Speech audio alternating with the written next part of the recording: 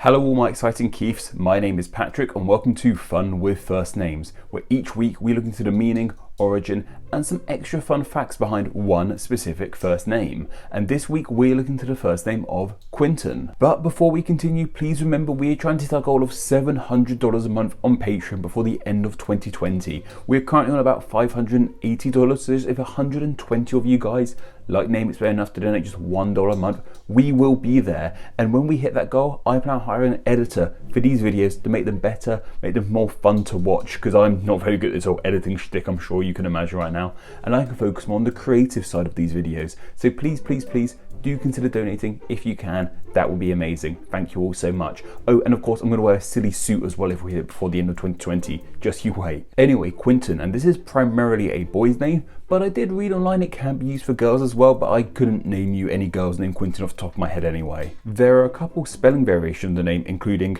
Quinten, so that's like the I and the E mixed around. There's also Quintin, so that's just with two I's instead. There's also Quinton, so that's Quinton.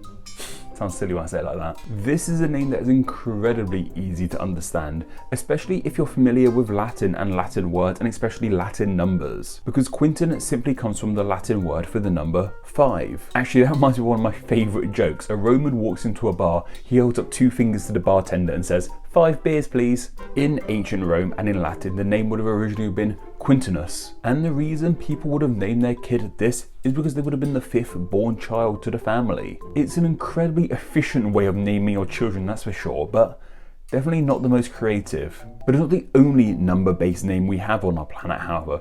Think of names like Una or Sextus or Octavius. They're all number-based names too, for 1, 4, no, 6.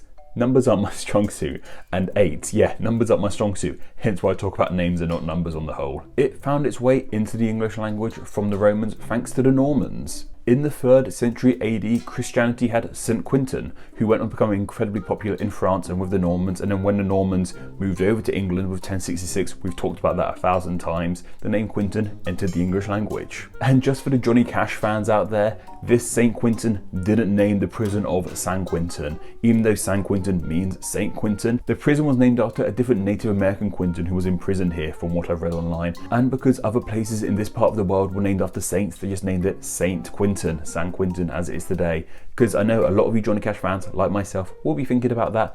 Isn't the case, just a really odd coincidence. Not even so much coincidence, just a weird thing, I suppose. But weird things are cool, like the world's made of weird things. Though, speaking of America, the reason the name became popular in the USA is thanks to a certain Quentin Roosevelt. He was the youngest son of former President Theodore Roosevelt, and he actually died at just the age of 20 in the First World War. And this Quentin Roosevelt is seen as a symbol of America's sacrifice in the First World War. It showed that even the president's son could be a casualty in this awful war that was happening on our planet at that time. So it's no surprise that out of respect, the name Quentin became more popular stateside. So with that information, it should be no surprise if that Quentin peaked in popularity in 1919 in the USA at around the 200 mark in regards to the most popular names, most likely in honor of this Quentin Roosevelt who died during the war. As of today, however, Quentin is the 593rd most popular boy's name, so still in the top 1,000, but nowhere near as popular as it was once. Interestingly enough, actually a bit of a spike in popularity in the 1990s, and I can imagine why that was the case.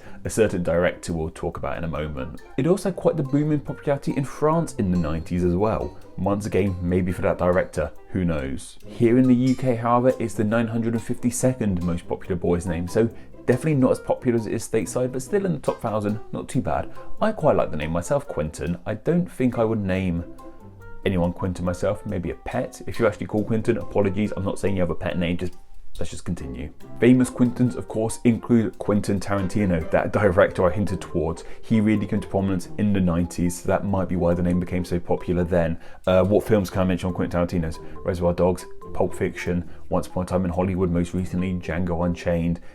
Great director. I'm becoming a bit of a film snob here. My film snobbiness is coming out. But no, Quentin Tarantino is a terrific director, that's for sure. And of course there's Quentin Blake, an English illustrator, perhaps best known for illustrating Roald Dahl's books. I love Quentin Blake's illustrations. I literally have a tattoo of one somewhere upside down. That's not working well, is it? How can I really, like, if I lean back a little bit, there it is, there's the enormous crocodile upside down on my arm. That's what a big fan of Quentin Blake I am. And there's also Quentin Beck, most known as Mysterio in the Marvel Universe, recently appeared in Spider-Man Far From Home. Really good portrayal of Mysterio, really cool to see him in live action for the first time. Really like that film, really good film. And am I imagining things, or is Big Les's son called Quentin? I can just imagine a really harsh Australian voice going, Quentin. I adore Big Les. If you haven't watched Big Les, go watch it. It's all on YouTube, obviously.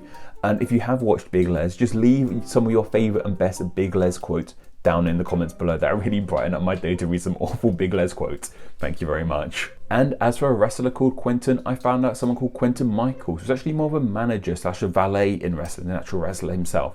I hadn't heard of this guy, but apparently once he worked with Kenny Omega as his manager or something, so clearly a big deal if Kenny Omega liked him. Kenny Omega's a huge deal, one of the best wrestlers in the world at the moment, so a bit of connection there. Though more wrestlers should be called Quentin. It's a really cool name. I'm surprised WWE haven't got a Quentin yet. But that's just about everything you guys need to know about the name Quentin. But what are your thoughts on this name? Do you like it? Do you dislike it? Do you know anyone with the name Quentin? Are you called Quentin yourself? Let me know down in the comments below.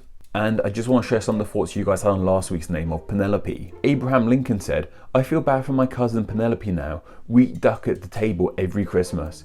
Yes, Lincoln, you should feel bad. You're basically eating your cousin. Though, if you're into that, that's like, no, I can't actually say that. Please don't eat other people. I think that's a universally agreed upon thing.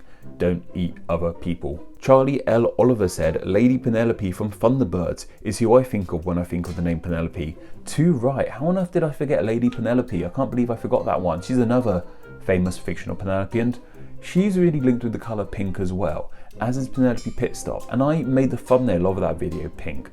Is it just me who really heavily links the name Penelope with the colour pink? Is that everyone? Is that some sort of weird synesthesia just I'm having? Or does everyone link the name Penelope with pink? Please let me know. And finally, Just Having Fun said, when I was a kid, I thought Penelope was pronounced Penelope. It wasn't until years later I met a Penelope. And don't feel silly about that. I've seen other people have that thought as well. I've heard other people describe it as Penelope.